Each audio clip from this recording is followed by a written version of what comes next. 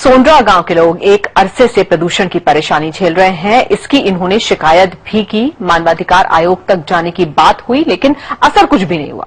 इस बारे में प्रदूषण निवारण मंडल के लोगों से बात की। उनका कहना है कि सभी उद्योगों में प्रदूषण नियंत्रण यंत्रों की व्यवस्था है और इसके बावजूद अगर कोई फैक्ट्री निर्धारित मात्रा से ज्यादा उत्सर्जन करती है तो उसके खिलाफ कार्रवाई की जाएगी।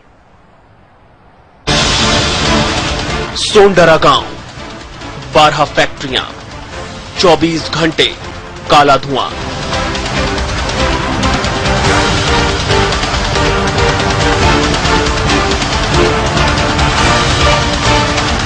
सोंडरा के लोगों को दे रहा है तरह तरह की बीमारियां। फसलें हो रही हैं बर्बाद।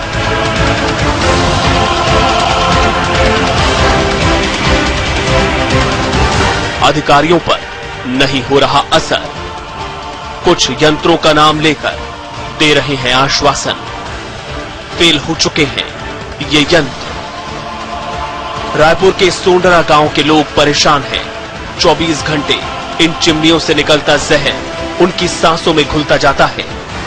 फैक्ट्री से निकले प्रदूषण करने वाले पार्टिकल पानी में मिलकर तरह तरह की परेशानियां पैदा कर रहे हैं। अस्थमा, टीबी और चर्म रोग तो यहाँ आम समस्याएं हैं। फैक्ट्रियों से निकलने वाले धुएं और दूषित पानी की वजह से फसलें भी चौपट हो गई हैं।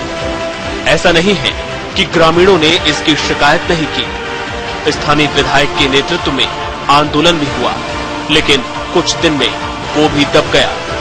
तर्क दिया गया कि फैक्ट्रियों में प्रदूषण नियंत्रण यंत्र लगा दिया गया है।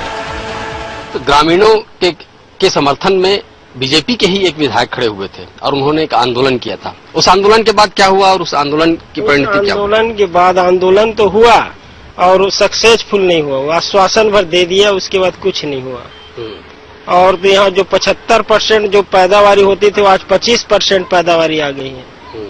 और अधिकतम यहाँ जो 75% आदमी है वो श्वास की परेशानी, श्वास की बीमारी झेल रहे हैं। जानकारों के मुताबिक पूरी दुनिया में प्रदूषण रोकने के लिए कई फैक्ट्रियों में ESP यानी प्रदूषण नियंत्रण यंत्र लगाए गए थे, लेकिन ज्यादातर जगहों पर ये फेल हो गए।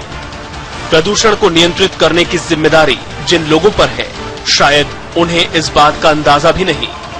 उनका अब भी यही कहना है कि रायपुर के आसपास की फैक्ट्रियों में ये यंत्र लगे हैं, इसलिए गांव वालों को चिंता नहीं करनी चाहिए। लोगों से जो प्रदूषण हो रहा है उसकी रोकथाम के लिए मंडल लगातार प्रयास कर रहा है। सभी उद्योगों में इलेक्ट्रोस्टैटिक प्रेसिपिटेटर की व्यवस्था सुनिश्चित कर ली गई है। साथ ही छत्तीसगढ़ में 50 जो एक लिमिट रखी गई है कि उससे ऊपर गैसों का उत्सर्जन नहीं होना चाहिए, पहली बार छत्तीसगढ़ में किया गया है। अधिकारी जांच और तमाम इंतजामों की बात कहते हैं। हकीकत की धरती पर ये कुछ नहीं सोचते। न तो इन्हें लोगों की बीमारियां नजर आती हैं और न ही लगातार कम होती पैदावार। जानकार बताते हैं कि स्थिति गंभीर है और अगर इस ओर जल्द ध्यान नहीं दिया गया तो यहाँ के हालात दिन पर दिन बदतर होते जाएंगे। रविनाम दे, सहारा समय, रायपुर।